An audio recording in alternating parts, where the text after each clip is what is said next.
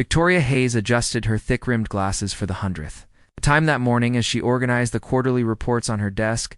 The fluorescent lights of Cross Dynamics reflected off the lenses, creating a barrier between her and the bustling corporate world around her. For 3 years, she had perfected the art of invisibility. Moving through the glass towers of downtown like a ghost in sensible shoes and conservative suits, at 28, Victoria possessed a brilliant mind hidden behind carefully constructed ordinariness. Her brown hair was always pulled back in a tight bun, her makeup minimal, her clothing chosen for function rather than form. She had learned early that being overlooked was often safer than being seen, especially in the competitive world of high stakes. Business, the intercom on her desk buzzed with the familiar voice of her boss. "Victoria, could you come in, please?" She gathered her tablet and notebook, straightening her navy blazer before knocking on the door of the corner office. Ethan Cross stood by the floor-to-ceiling windows, his tall frame silhouetted against the city skyline. At 35, he commanded attention wherever he went. Dark hair, sharp jawline, and an intensity that made board members nervous and competitors wary. "You wanted to see me, Mr. Cross?" He turned, his green eyes troubled. "We have a situation. The Richardson Foundation Gala is tonight, and my date just canceled. This isn't just a social event, Victoria. The Yamamoto Corporation executives will be there, and we need their partnership for the Pacific expansion." Victoria nodded, already calculating solutions. "I can contact several suitable companions from the approved list. Ms. Davidson from the mayor's office is available, or perhaps Catherine Wells from the Art Museum Board."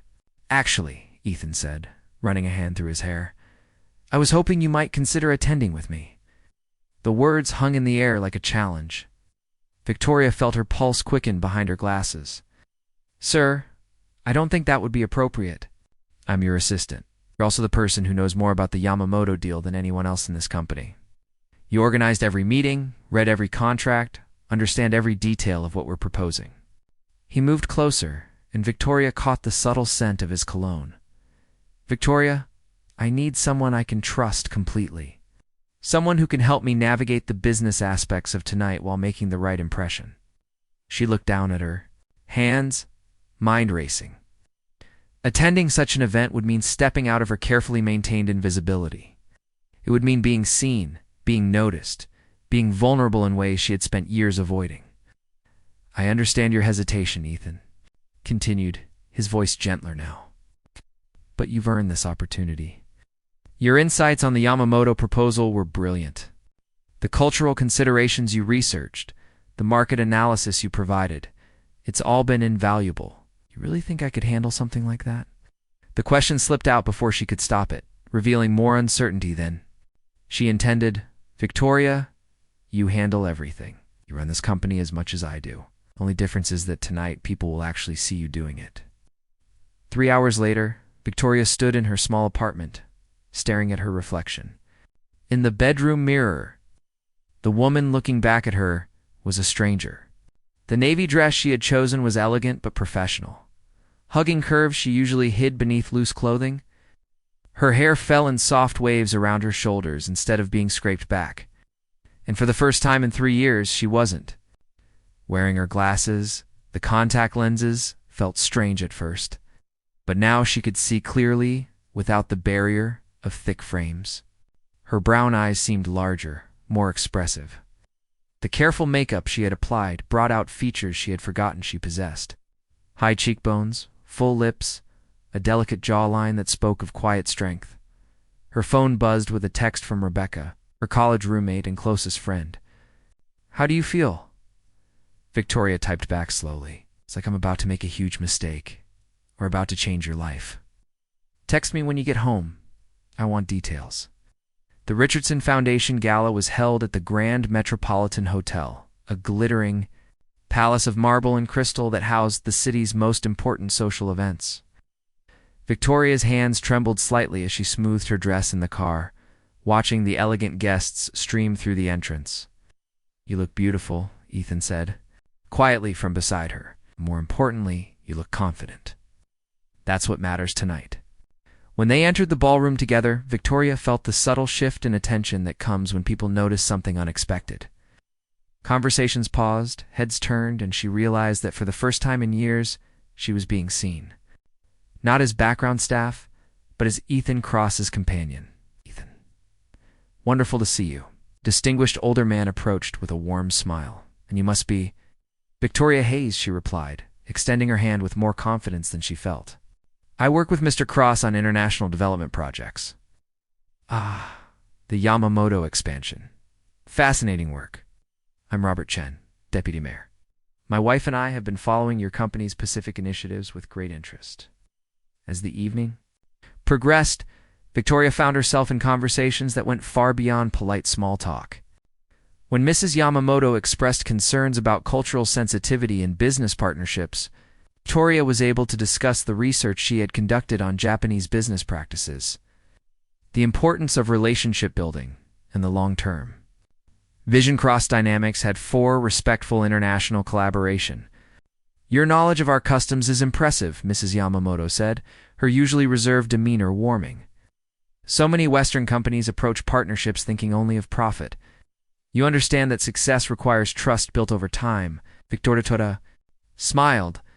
I believe the strongest business relationships are built like the strongest personal relationships, with respect, understanding, and genuine care for each other's success. Across the room, she caught Ethan watching her with an expression she had never seen before. Not the polite appreciation of a boss for efficient work, but something deeper. Something that made her heart race in ways that had nothing to do with business anxiety. During dinner, seated between a tech journalist and an investment banker, Victoria found herself discussing market trends and innovation strategies with an ease that surprised her. Without her glasses as a shield, without her usual invisible persona, she was free to engage intellectually in ways her position had never allowed. You have remarkable insights for someone so young, the banker commented. Have you considered consulting work? Companies pay substantial fees for this kind of strategic thinking. Victoria glanced toward Ethan, who was deep in conversation with Mr. Yamamoto, but seemed to be listening to every word of her interactions. I find my current work very fulfilling, she said diplomatically, as the evening moved toward its close. Ethan appeared at her side. Would you like to dance? The question sent a flutter of nervousness through her chest. Dancing meant being close to him, meant letting down even more barriers between her professional and personal self. I should mention that I'm not very experienced with formal dancing, she admitted. Neither am I, he said with a smile that made her knees weak, but I think we can figure it out together. On the dance floor, surrounded by other couples swaying, to the orchestra's gentle melodies, Victoria felt the last of her carefully constructed walls begin to crumble. Ethan's hand was warm on her waist, his other hand holding hers with surprising gentleness. This close, she could see the flecks of gold in his green eyes, could feel the steady rhythm of his breathing. Victoria, he said softly, I owe you an apology? For what? For 3 years of not seeing you. Really seeing you. Tonight has been a revelation in more ways than one. She looked up at him, no longer hiding behind glasses or timid glances. Maybe we both needed tonight to see things differently. The Yamamoto deal is as good as signed thanks to you, Mrs. Yamamoto. It's more impressed with your understanding of their culture than with all our profit projections combined. Victoria felt a surge of pride mixed with something more complex. I'm glad I could help. You didn't just help. You were extraordinary. You are extraordinary. His voice dropped lower. I keep wondering what else I've missed, what other amazing things about you I've been too blind to notice. The music slowed, and they moved closer together. Victoria could feel the solid warmth of his chest, could smell the subtle scent of his cologne mixed with something uniquely him.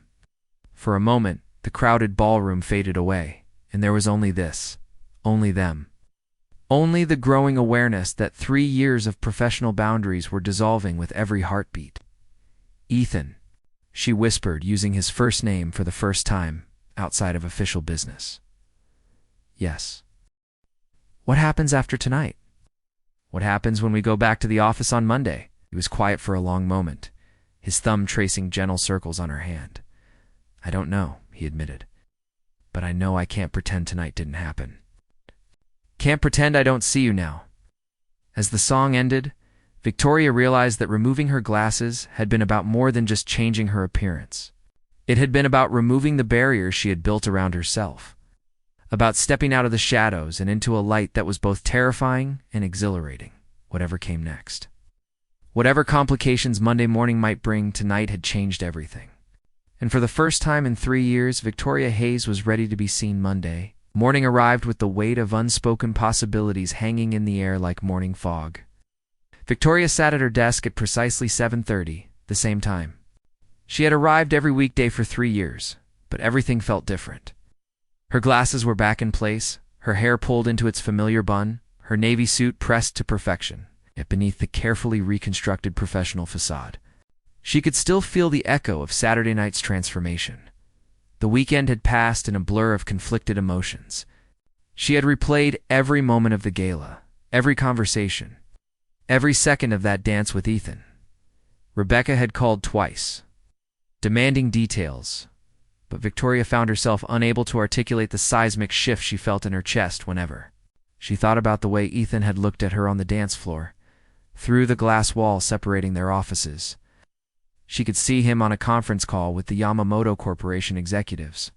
The partnership agreement they had discussed at the gala was moving forward rapidly, and she knew her contributions to that success should fill her with professional pride.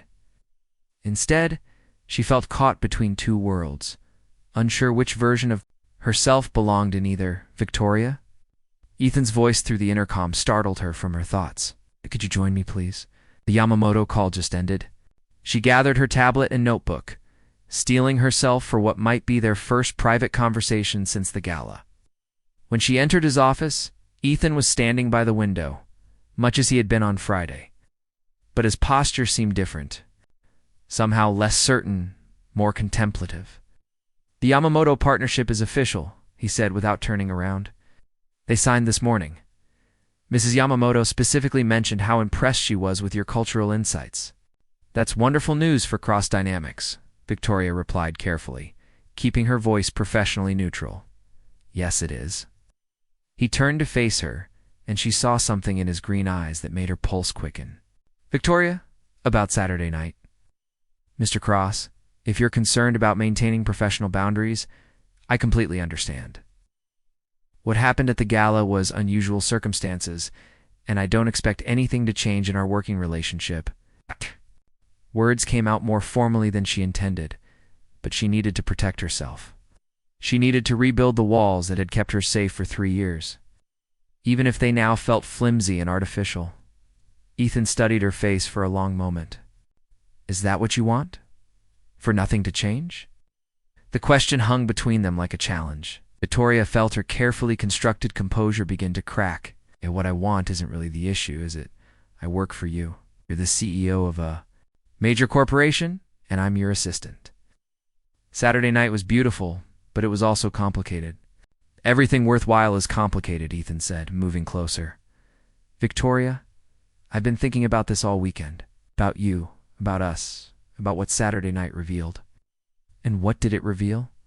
The question slipped out before she could stop it. "That I've been an idiot for 3 years. That the most remarkable woman I know has been sitting 20 feet away from my office, quietly keeping my entire world running, and I was too focused on quarterly reports and board meetings to really see her." Victoria felt heat rise in her cheeks. "Ethan, you can't say things like that. We work together. This could complicate everything." "It's already complicated," he said gently. "The question is whether we're brave enough to figure out what comes next." Before Victoria could respond, her desk phone rang through the open door. She excused herself to answer it, grateful for the interruption even as her mind raced with the implications of their conversation. "Cross Dynamics, Mr. Cross's office," she answered automatically. "Victoria Hayes?" The voice was unfamiliar, professional, female. "Yes, this is Victoria. This is Jennifer Walsh from Walsh Strategic Consulting. I was at the Richardson Foundation gala Saturday night, and I was very impressed with your insights during our conversation about international market development. I'd like to discuss a consulting opportunity with you." Victoria's hand tightened on the phone. "I'm sorry, there must be some mistake. I'm not a consultant. I'm an executive assistant, Miss Hayes. I've been in this business for 15 years. I know talent when I see it. Strategic thinking you demonstrated Saturday night, your understanding of cultural dynamics and business partnerships, your analytical approach to market challenges. That's not administrative support. That's high-level consulting expertise. Victoria glanced toward Ethan's office, where she could see him reviewing documents, but clearly listening to her conversation. I appreciate the call, Ms. Walsh, but I'm very happy in my current position. I understand loyalty, and I respect it. But I also believe in recognizing potential. Would you be willing to meet for coffee? Just to discuss possibilities?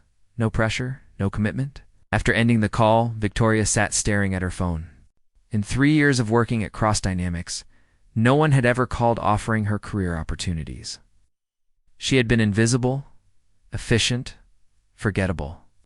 One evening without her glasses, one night of intellectual engagement, and suddenly people were seeing her as something more than an assistant. Interesting call. Ethan appeared in her doorway, his expression unreadable. A consulting firm wants to meet with me, Victoria said, still processing the conversation. They were impressed with something I said at the gala. Something flickered across Ethan's face. And what did you tell them?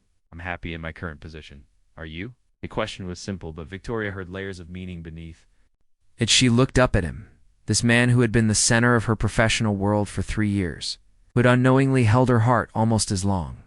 I don't know anymore, she admitted. Saturday night changed things, Ethan. I felt like myself for the first time in years.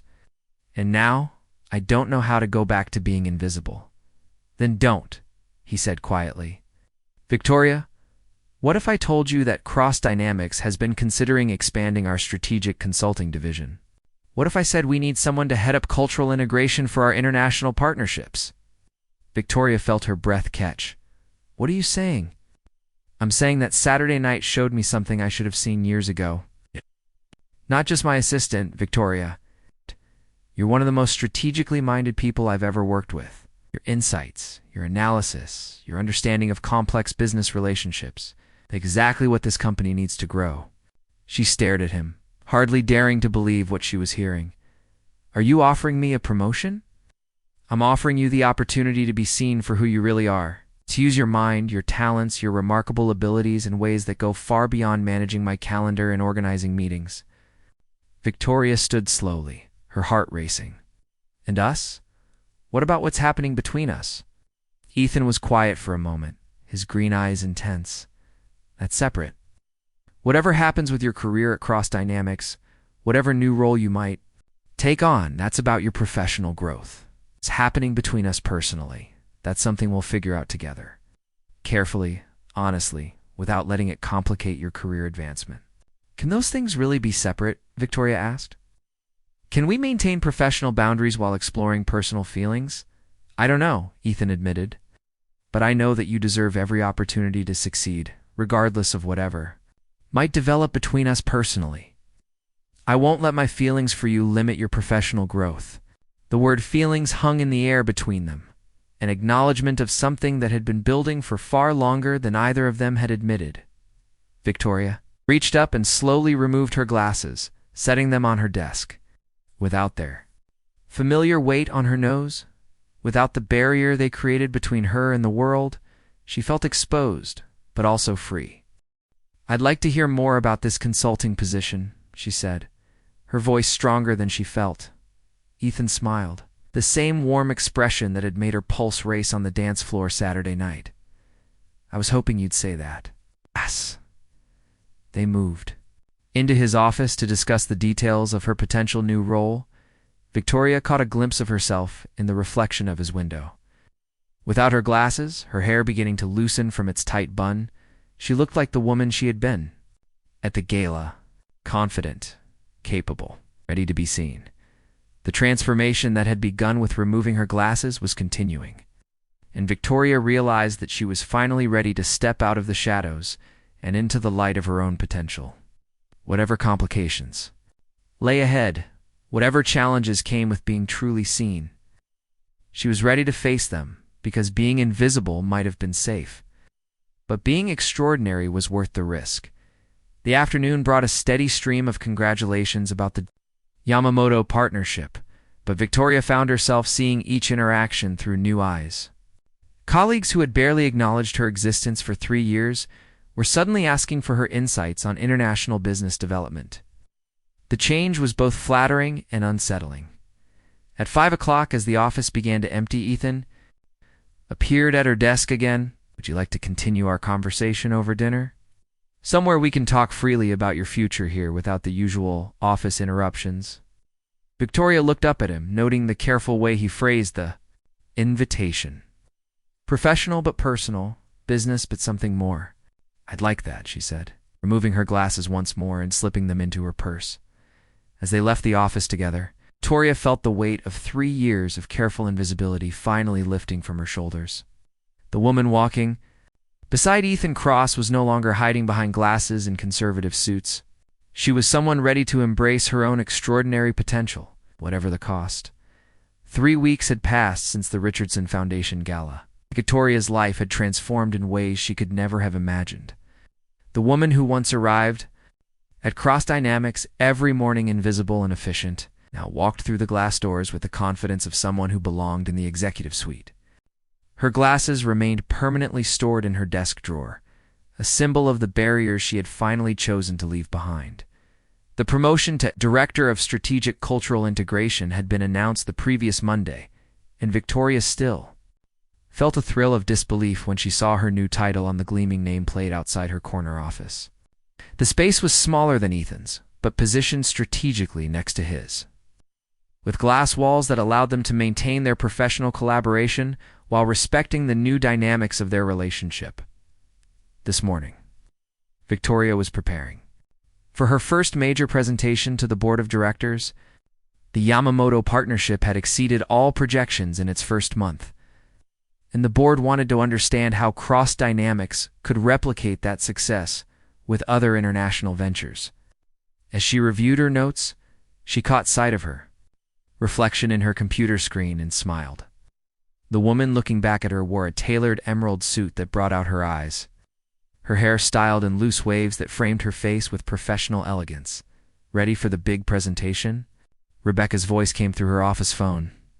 Her best friend had called every day since the promotion, still amazed by Victoria's transformation. "As ready as I can be," Victoria replied, organizing her presentation materials. "I keep waiting to wake up and find out this was all an elaborate dream." "Victoria, you earned this. You've been brilliant for years. You just finally let people see it."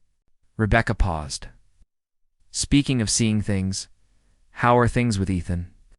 Really, it was the question Victoria had been asking herself every day.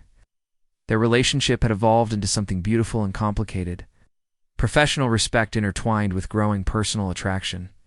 They had dinner together twice a week, always in restaurants where they could discuss business while exploring the deeper connection that had sparked at the gala.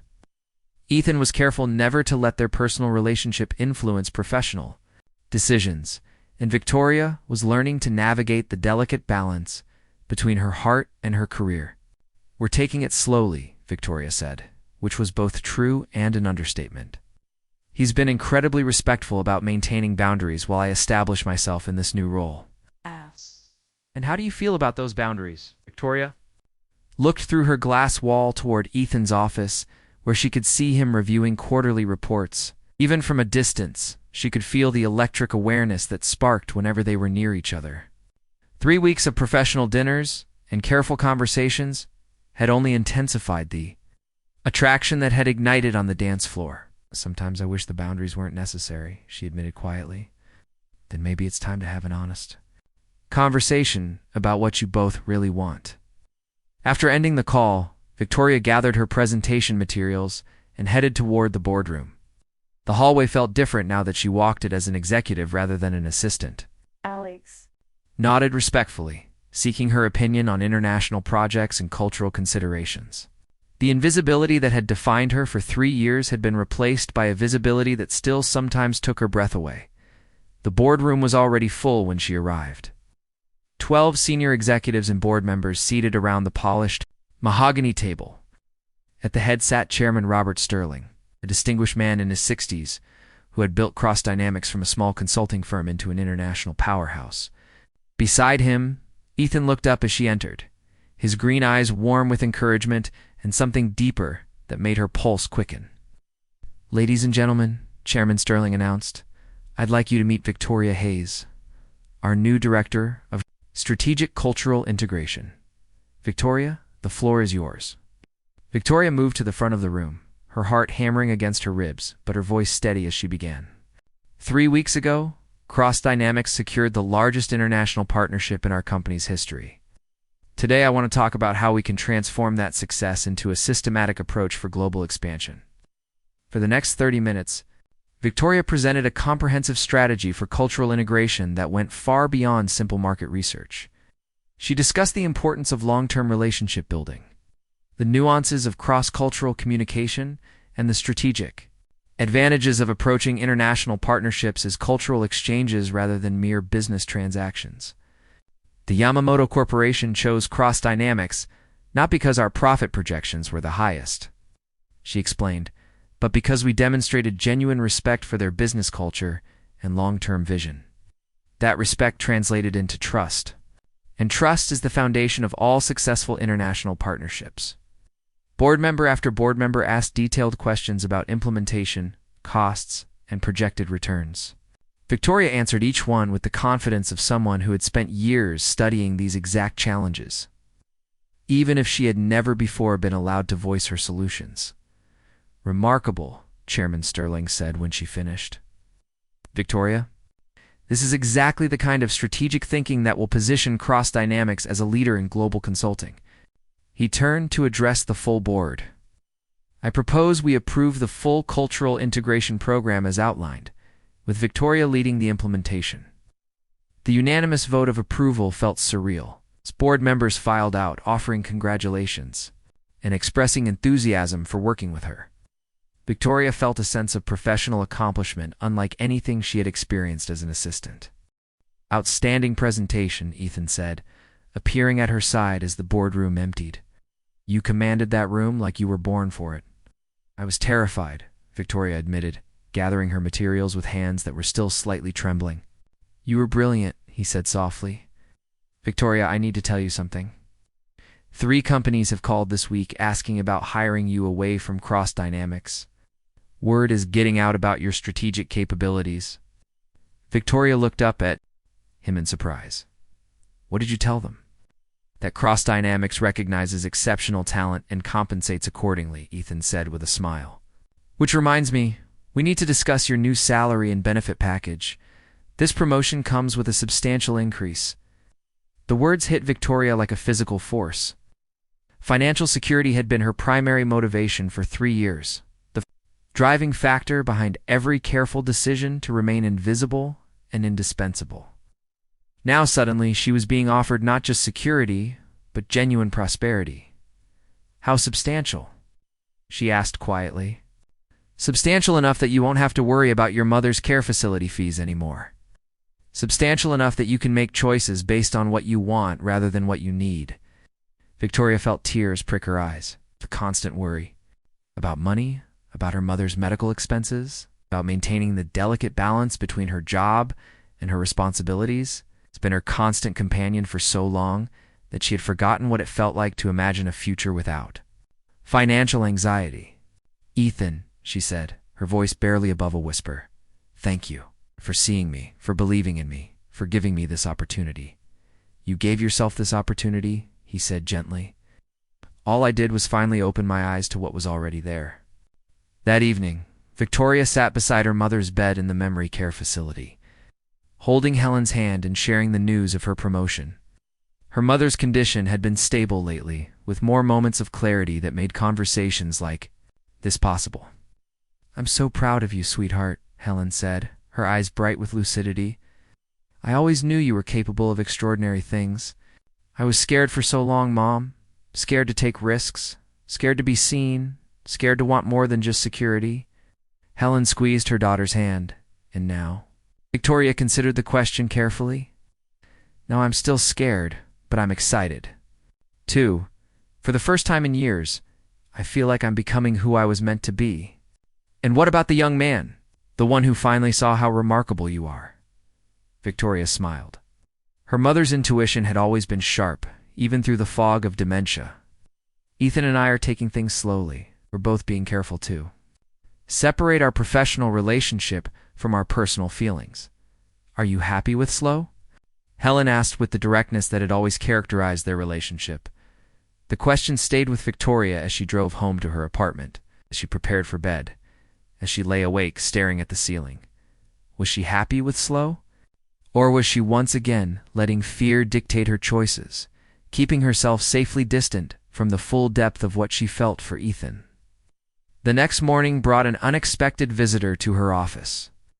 Jennifer Walsh, from Walsh Strategic Consulting, stood in Victoria's doorway, her expression businesslike but friendly. "Ms. Hayes, I hope you don't mind the unannounced visit. I was in the building meeting with another client, and I wanted to follow up on our phone conversation from last month." Victoria gestured for her to sit, curious about what had brought the successful consultant to Cross Dynamics. "What can I do for you, Ms. Walsh?" "I wanted to make you an offer," Jennifer said directly. "I've been watching your career development since the Richardson Foundation gala. Your promotion here, your successful board presentation, the cultural integration program you've designed, it's all exactly the kind of strategic thinking my firm specializes in." She leaned forward, her expression intense. "Victoria, I want to offer you a senior partnership position with Walsh Strategic, full partnership track, your own client portfolio, and a starting salary that's triple what you're making here, even with your recent promotion." Victoria felt the air leave her lungs. Triple her salary would mean complete financial freedom, the ability to provide her mother with any level of care she needed, the chance to build genuine wealth rather than just security. "That's a very generous offer," Victoria said carefully. "But I'm quite happy at Cross Dynamics, are you?" Jennifer asked. "Or are you happy with Ethan Cross?" Because Victoria, as impressive as your promotion is, you're still working for the same company, still in the same building, still professionally limited by your personal feelings for your boss. The words struck deeper than Victoria expected. "My relationship with Mr. Cross doesn't limit my professional development, doesn't it?" "You're brilliant, Victoria. You could be running your own consulting firm within 5 years. But as long as you're here, as long as your career is tied to your feelings for Ethan Cross, you'll always be someone's employee rather than your own boss." After Jennifer left, Victoria sat alone in her office, staring out at the city skyline and wrestling with questions she had been avoiding. Was she truly free to pursue her potential at Cross Dynamics, or was she limiting herself because of her feelings for Ethan? Was taking things slowly with him a wise choice, or was she once again letting fear keep her from embracing what she really wanted? That evening, Ethan appeared in her office doorway as she was preparing to leave. "Dinner tonight?" "I made reservations at Meridian, the place you mentioned liking." Victoria looked up at him, this man who had given her the opportunity to transform her life, who had seen her potential when she couldn't see it herself, who looked at her now with a mixture of professional respect and personal longing that made her heart race.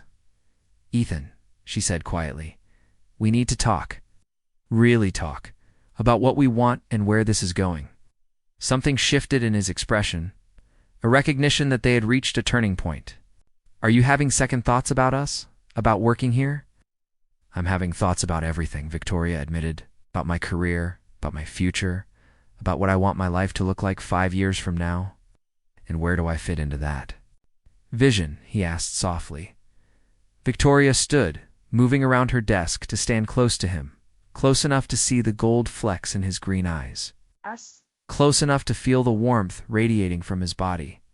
"That depends," she said, her voice barely above a whisper, "on whether you're ready to stop taking things slowly." The question hung between them like a bridge waiting to be crossed. For 3 weeks they had been careful, professional, respectful of boundaries that had kept them safe but separate.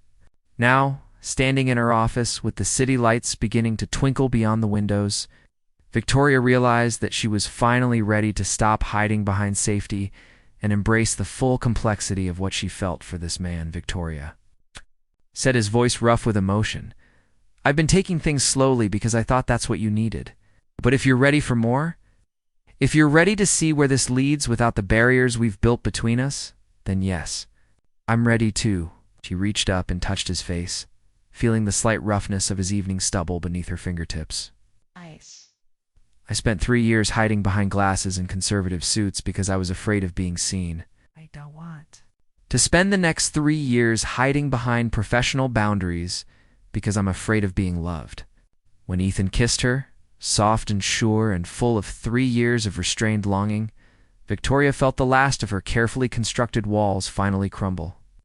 She was no longer the invisible assistant who managed his schedule and organized his meetings. She was no longer the newly promoted executive afraid to risk her career advancement.